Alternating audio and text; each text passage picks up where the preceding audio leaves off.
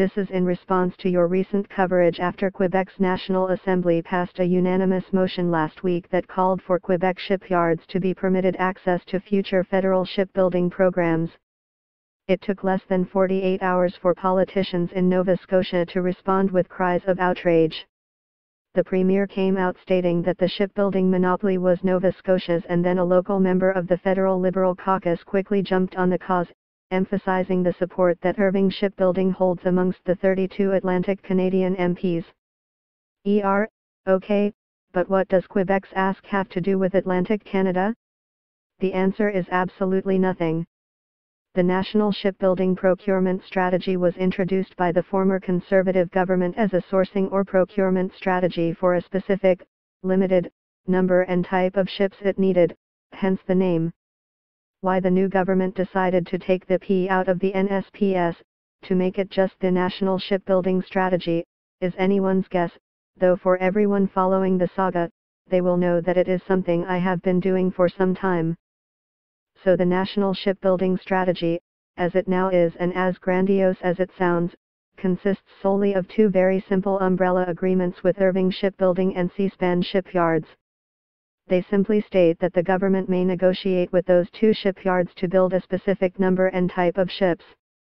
The number and type of ships is defined in the final annex of the umbrella agreement and reflects what has been widely published. For Irving, it's 6 offshore patrol ships and 15 surface combatants. For Seaspan, it's 5 ships for the Coast Guard and 2 supply ships for the Navy. It is by no means an all-encompassing strategy to renew the entire federal fleet or bolster the wider domestic shipbuilding industry.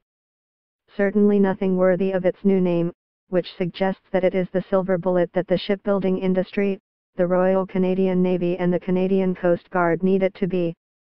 That's because it only includes a handful of ships and doesn't include the many large ships that will be required for a full renewal of the federal fleet.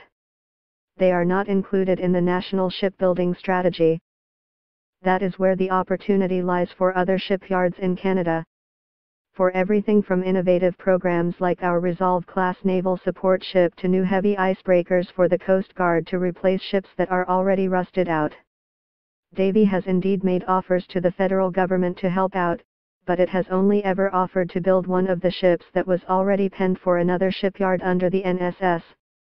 That was the Polar Icebreaker, and we offered to build it in 2013, given reports that Seaspan Shipyard would only be able to build ships one at a time, meaning that the Coast Guard's Polar Icebreaker would have wait for a decade before construction was to begin and until after the Navy got its supply ships.